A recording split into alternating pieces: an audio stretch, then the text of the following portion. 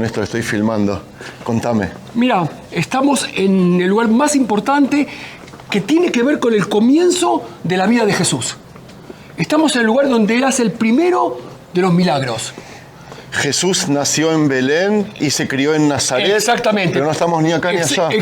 ¿Dónde estamos? Estamos en Caná de la Galilea, a solamente 5 kilómetros de Nazaret, donde Él vivió hasta los 30 años. Pero hasta esa edad, Él todavía no había comenzado con los milagros, que es algo muy indicativo de su figura, es muy importante. Okay. Y acá es el lugar donde Él comienza con los milagros y los discípulos creyeron en Él. Acá, en esta iglesia. Sí. ¿Qué se llama? La iglesia se llama Las Bodas de Caná o el primero de los milagros. Wow. Esta iglesia nos señala el sitio donde fue el milagro de las bodas de Caná. ¿Y qué es este milagro? Estamos hablando de unas bodas que se hicieron en Caná de la Galilea, donde nosotros estamos. Hoy en día es una aldea muy importante en la parte norte. Y este lugar había una boda y María, la madre de Jesús, fue invitada juntamente con Jesús y algunos de sus discípulos. ¿Y qué es lo que sucedió? Sucedió lo siguiente. Estando en la boda, de repente María, que por lo visto era muy importante en esa boda, porque era una boda muy grande, como 600 personas, de acuerdo a la cantidad de cántaros que tenían para hacer el lavado ritual de los judíos, de repente se entera de que no tienen vino. Y le dice a Jesús: no tienen vino. Y es algo interesante acá, porque no es que el vino era importante para una litúrgica, para terminar del casamiento, para algo importantísimo desde el punto de vista ritual judío. No, el vino era importante para, igual que hoy en día, para la alegría, para disfrutar. El vino entra y sale un poco más de alegría, la gente la pasa bien, disfruta. Y eso es interesante. ¿Por qué el primer milagro de Jesús? Rega. Todavía empecé a filmar, estoy filmando. Adelante. Quiero que me expliques por qué aquí, por qué en una boda, por qué justamente este es el primer milagro. Supongo que lo vas a relacionar con el Antiguo Testamento. Muy bien. ¿Quién se casó? Quiero saber quién es la familia que se casó, qué se regalaba en esa época. Pero antes, shalom amigos, les habla Sergio Bacari del canal Bacari Suelto en Israel. Otra vez con ustedes tenemos que decirle gracias otra vez a Néstor Feller, guía de turismo de los más destacados que hay en Israel, que se comprometió y nos regala semana tras semana paseos como este, siguiendo las huellas de Jesús, el cristianismo, desde un enfoque judío. Néstor y yo somos judíos. Yo estoy interesado en aprender sobre la vida de Jesús, el Nuevo Testamento, los Evangelios, y Él está dispuesto a enseñarme desde su punto de vista judío, que nosotros criticamos todo, preguntamos todo. Ponemos en dudas todo, no se enojen, no nos juzguen, así somos los judíos, amigos. Si se quieren quedar acá es para ver a estos dos personajes, que lo hacemos con todo respeto, con tolerancia. Me gustó la otra vez cuando dijiste en tu video, en nuestro video, de que cuando nos preguntan los judíos sobre Jesús, nosotros decimos que no sabemos nada porque no figuran nuestros textos. Es correcto. Y que me gustó cuando dijiste que es lo mismo que le pregunte yo a un cristiano qué piensa de Mahoma. No va a decir nada porque no están mis textos. Exactamente. Me pareció, me gustó eso. Es decir, cada religión sabe de dónde viene, o sea, puede ver de dónde viene históricamente. Por ejemplo, el judaísmo, ¿de dónde viene? De lo que es la cultura egipcia, la cultura antigua de la antigua Mesopotamia, de Asiria, de la época de Caldea, de mucha cantidad de lugares. Y de ahí toma y va construyendo sus propios valores y le va agregando de acuerdo a su historia. Y en el momento que se cerró el libro, porque las tres religiones monoteístas, cristianismo, judaísmo e islam, son tres religiones que también son abrahámicas, pero también tienen un libro. En nuestro caso tenemos aquí la Biblia. Entonces, por lo tanto, en el momento que el pueblo judío cierra su libro, que se llama Tanaj, lo llaman Antiguo Testamento, no es lo mismo, es similar la cantidad de libros, hay otros que están de más o de menos, de acuerdo a lo que tomas, pero en el momento que el pueblo judío cerró lo que llamamos Tanaj o Antiguo Testamento, ahí se acabó. Entonces, por lo tanto, no podemos saber lo que viene después. A diferencia de los cristianos, cuando construyen el Nuevo Testamento, saben lo que había antes y agregan en este caso a Jesús. Y ya que estamos creciendo como youtubers y estamos creando contenido, quiero que mientras haces toda la explicación y mientras recorremos este hermoso lugar, que pienses en la cabeza cerrar el video con una sorpresa. Para mí, que cuando me sorprendes a mí, sorprendes a la gente. Piénsalo, piénsalo. Me gustó la idea, vamos a ver, me gusta la idea. Ok, ahora tu turno de responderme a las preguntas. Nos ubicamos ya geográficamente. Bueno, estamos en la Galilea, es decir, fíjense, la aldea se llama Caná de la Galilea. Cuando decimos Caná de la Galilea estamos diciendo que una ciudad se llama Caná porque hay otra que se llama también Caná. Entonces le agregamos de la Galilea. Ustedes saben, cuando Belén, hablamos de Jesús... Belén también.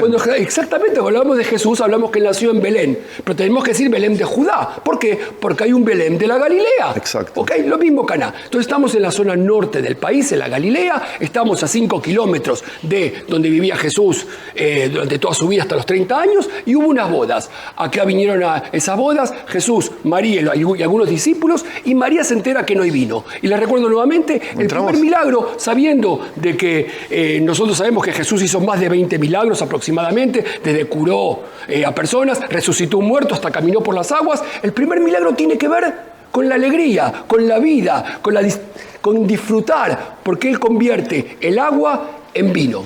Y acá quiero relacionarlos con el Antiguo Testamento. En principio les dije que le dice de forma medio extraña a su madre: mujer que tengo contigo, aún no llegó mi hora. ¿Por qué le dice mujer en forma medio extraña?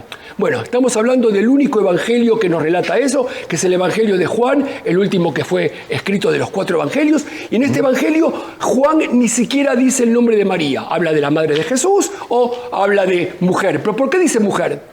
Porque Jesús está hablando a su madre como una mujer, como Eva, que era una mujer finita, es decir, que nació, pero también tendría un día de que llegara su muerte. A diferencia del Padre, donde es Dios en alguna manera, donde Él es eterno. Por lo tanto, cuando Él dice mujer que tengo que ver contigo, le está diciendo: lo que tú me estás pidiendo es algo divino, es de mi Padre.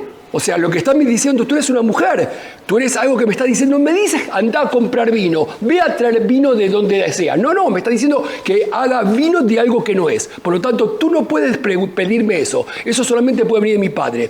Sin embargo, Él hace lo que ella dice, porque todavía no había llegado la hora de Jesús. ¿Cuándo llega la hora de Jesús?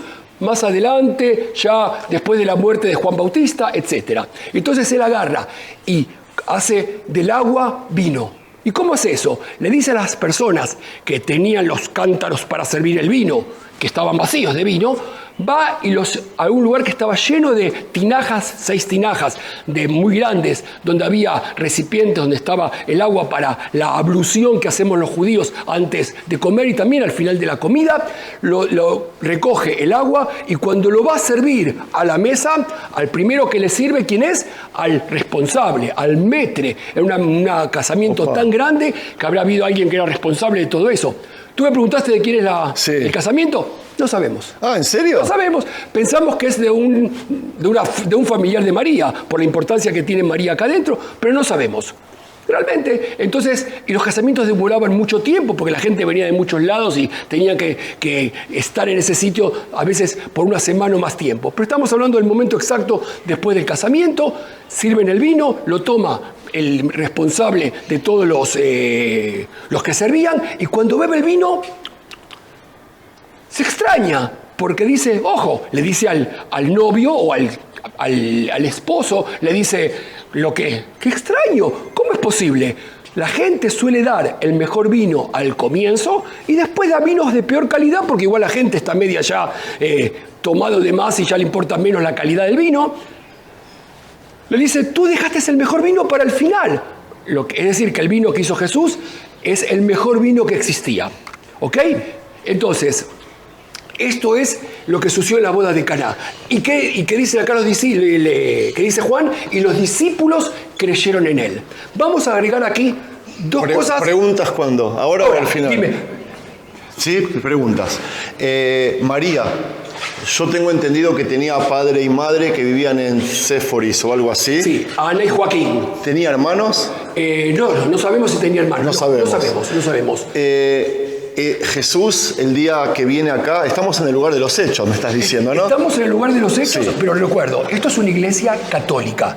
Y si una iglesia se puede construir en el lugar donde fueron los hechos, así se lo hace. En la parte de acá abajo tenemos aquí elementos, tenemos elementos que nos determinan que había acá judíos Y por lo tanto, este es el lugar donde fue el milagro. Yo quiero unirlo. Tengo más preguntas, ¿eh? Ahora lo vas a unir. ¿Qué edad tenía Jesús en esa época? Muy bien. Más o menos. Y dijiste bien, más o menos. ¿Por qué no podemos saberlo? Más o menos. Porque no podemos saberlos. En los evangelios no nos dice qué edad tenía cuando comienza el ministerio público, ni cuánto tiempo fue el ministerio público. Llamamos ministerio público en el momento que él se da a mostrar a más cantidad de personas en forma pública. Este es el primer milagro no público. Es el primer milagro que hace y todavía lo supieron pocas personas que estaban con él. El ministerio público comienza, es decir, que mucha cantidad de gente lo ve, cuando llega a la zona de Cafarnaúm, a la zona del lago de Tiberíades. ¿Me contestas? Y, por lo tanto, Jesús, ¿qué edad tenía? Pensamos que tenía aproximadamente 30 años, que es cuando comienza el ministerio público. Entonces, si Jesús tiene 30 años, ¿no es un poquito grande para venir con la madre a una boda? Él no viene con la madre, son dos invitados. Pero ellos vivían en diferentes... No, ellos vivían en Nazaret. Jesús vivía en Nazaret juntamente con María y suponemos que también con José. Pero el hecho que José no es nombrado... ¿Entramos? No es nombrado. Un momento, acá no se puede entrar. Esto ya es la parte del altar. Néstor, nosotros entramos hasta que los echen. No vamos a hacer lío. No te en la medida que nos echen, nos vamos. Si en la medida que no, estamos acá adentro. Sí. No, con respeto lo hacemos. ¿Saben qué? Este es un lugar muy importante, porque también para los católicos... Espera, no terminé con las preguntas. Estás hablando con un judío, perdóname. Me gustó. Si Jesús vivía con María a los 30 años, a mí me estás solucionando un problema que tenía en mi cabeza sobre si Jesús era casado o tenía hijos. En el momento que a los 30 años vive con su madre, para mí ya me respondiste a la pregunta. O sea, no necesito más pruebas. Una persona en esa época, incluso la de ahora, que vive con su madre a los 30 años, es una persona soltera. Es una persona soltera. Okay. Y si me dices que si tenía más hijos, yo te voy a decir algo. Cuando Jesús muere en la cruz, allá en Jerusalén, él le dice a María, este es tu hijo, y le dice a Juan, el discípulo amado y el más joven, esta es tu madre. De haber tenido más hermanos, pues se hubieran encargado de la madre, que quedó ya, posiblemente ya viuda, y Jesús murió en la cruz. Entonces, si le encarga eso a Juan, es posiblemente no tenía más hermanos. Bueno, hasta aquí terminé las preguntas por ahora. Entonces, acá quiero unirlo, esta es la parte del altar, y acá es donde solemos venir con familias y con las parejas, donde renovamos las promesas de casamiento. Recordamos entonces que este es el lugar donde fueron las bodas de Caná y por lo tanto es el lugar donde renovamos las promesas de casamiento. Tomamos en cuenta que para los católicos el casamiento es un sacramento. Lo que Dios junta no podemos separarlo. Lo que hacemos es renovar las promesas de casamiento sin ningún problema. No es que nos estamos casando de vuelta, ¿ok? Entonces, por lo tanto, es un lugar muy simbólico, muy importante.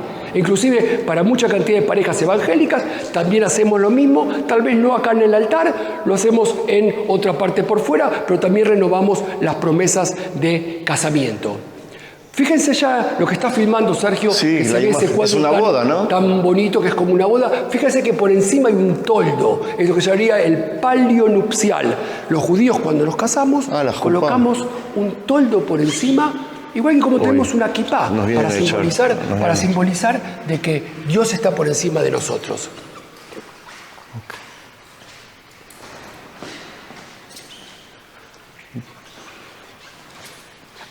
Sigamos ahora. Thank you very much. Thank you. Sorry. Esta iglesia está custodiada, esta iglesia la mantienen los franciscanos.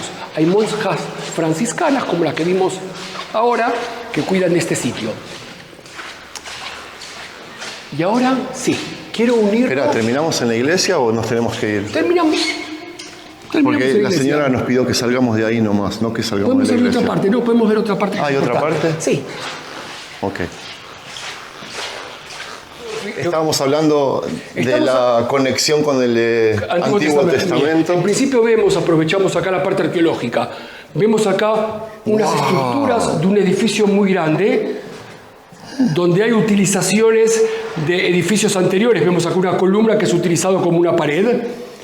Y eso nos muestra, por el tipo de construcción, que es un edificio público. Por lo tanto, no es impensable de pensar que acá había un edificio importante en la época cuando Jesús hace el milagro en las bodas de Caná.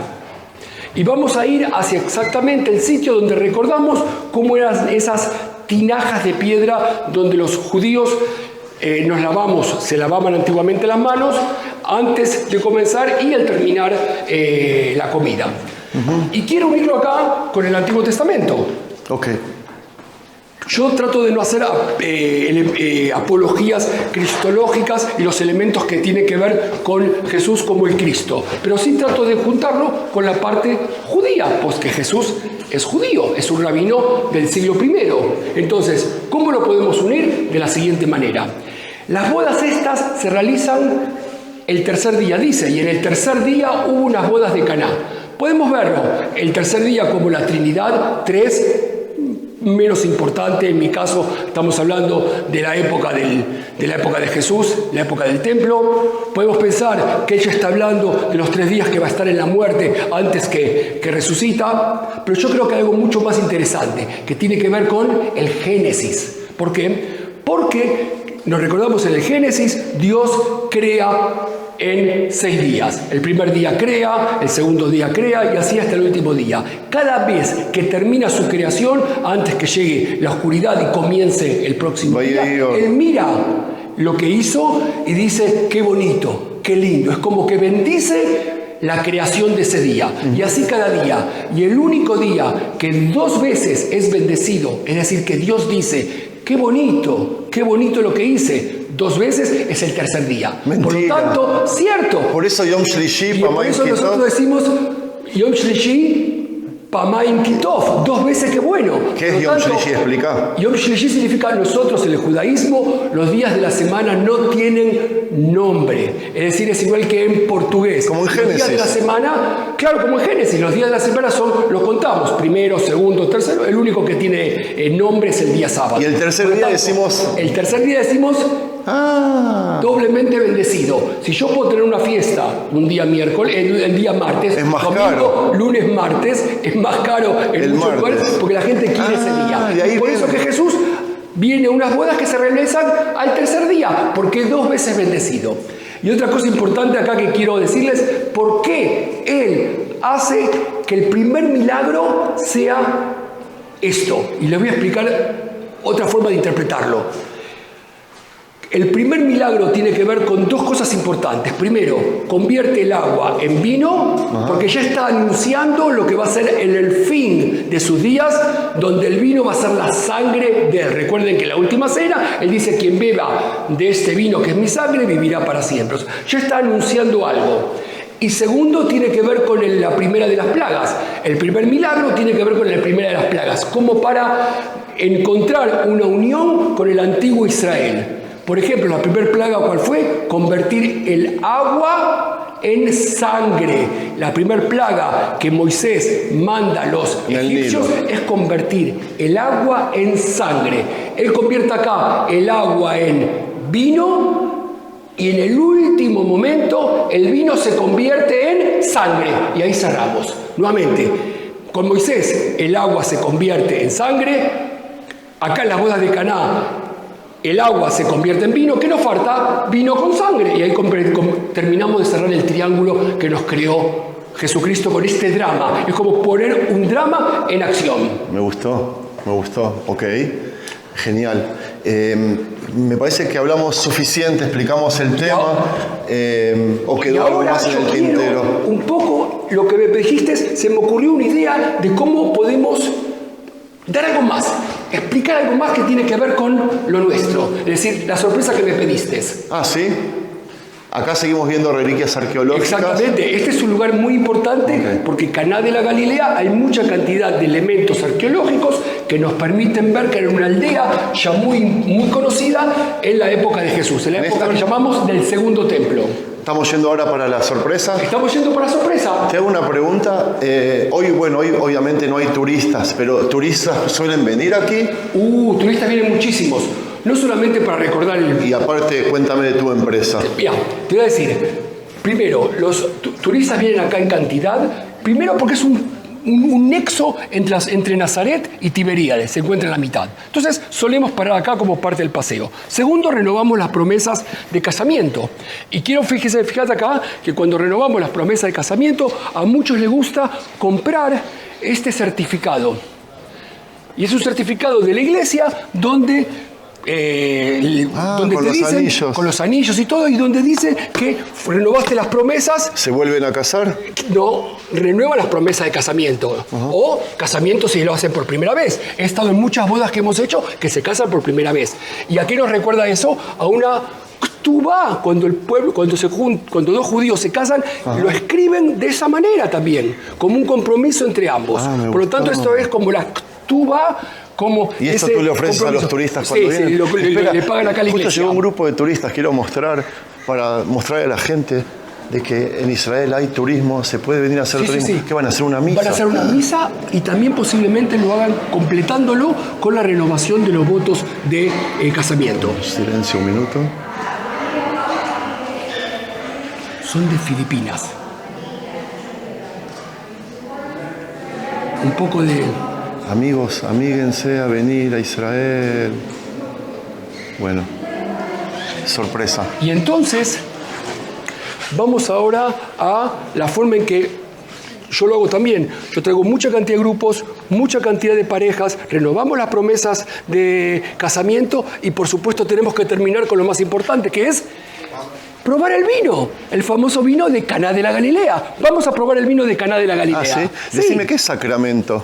Sacramento es cuando Dios está dentro de lo que llamamos una intervención con los seres humanos, sea un sacramento que lo hago con Dios en forma directa, donde hago mis votos, digamos, de sacerdote, por ejemplo, o hago el voto de bautismo, o el voto de casamiento. O también la confesión, son determinados momentos de que Dios está dentro. Y eso que significa es un sacramento, es algo sagrado. Ok. ¿Te conocen aquí? Sí. Hola, shalom, manishma. Toda. Y acá tenemos, mira, la sorpresa que lo está esperando, que es el vino de Caná de la Galilea. Tenemos vino, y no es que estoy haciendo acá publicidad, vino que puede ser con alcohol, como el vino que tomamos nosotros, y hay otro que llamamos que es un vino sin alcohol, que en realidad no es vino, es jugo de uva, porque vino tiene que ser fermentado y tiene alcohol. Si no tiene fermento, no tiene alcohol, por lo tanto es jugo de uva. Pero los evangélicos les gusta celebrar las bodas o estar acá también en este lugar y sentir un poco también con un jugo de uva como el vino de Caná. Ok, una palabra sobre tu empresa y después vamos a hacer Perfecto, miren. Mi nombre es Néstor Feller, soy guía de turismo, tengo una empresa, búsquenla, acá Sergio les colocó mis datos y es muy importante, porque de esa manera me ayudan a mí, se ayudan a ustedes. Venir a Tierra Santa es completar lo que ustedes saben y elevarlo muchísimo más en todos los sentidos. Es el momento en que ustedes van a poder sentir, no solamente lo que saben, sino vivirlo, caminarlo. Y de esa manera van a... Muchísima cantidad de gente que llega acá a Tierra Santa conmigo termina diciendo, wow, aprendí contigo en este tiempo que estuve acá, tal vez en 4, 5, 8 días juntos, lo que no aprendí durante toda mi vida. Y así debe ser, es tratar de disfrutar. Y la forma de disfrutar es con alguien que sabe hacerlo. Espero poder ser vuestra herramienta en la mano del Señor para que realmente disfruten de la Tierra Santa. A ver, llamarlo, a ver si nos puede... ¿Está יכול לצלם אותנו שנייה? הנה רק ככה. ¿Vamos a hacer la bendición del vino? Dale. Dale. Levantamos nuestras copas. לא, זה מצלם. ברוך אתה אדוני אלוהינו מלך העולם בורא פרי הגפן. Y cuando lo hago esto con la gente, le digo, lo traduzco, bendito sea nuestro Señor Dios del universo, que bendijo el fruto de la vid. Amén. Y como decimos nosotros, lejaim. Lejaim, shukran, toda gabá. Por la vida. Amigos, si es que les gustó este material, no se olviden de regalarle un me gusta, comentarlo, compartirlo. Me dijiste que acá me llevas a Nazaret a hacer una continuación. Pero eso va a ser para la próxima semana. A Nazaret. Gracias, Néstor. Shukran.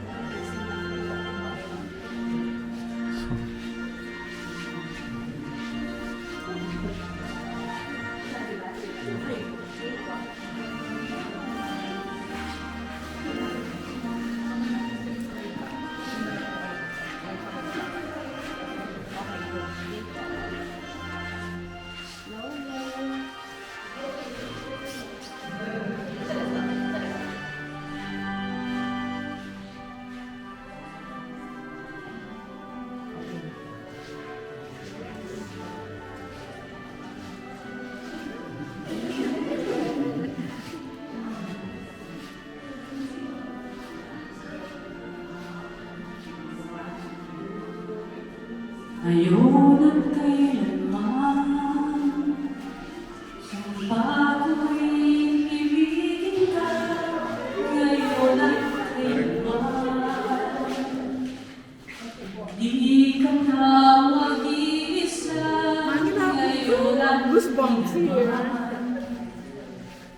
Hirap o ginhawa, saan may kasama ka, sinta.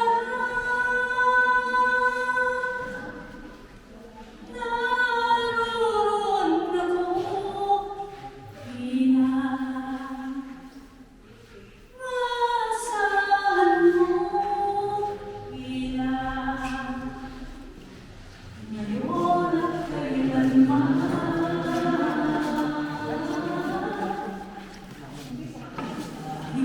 Kaya sa'yo, maikatana ako'y isilang sa mundo. Upang sa araw-araw siyang makapiling mo. Upang ngayon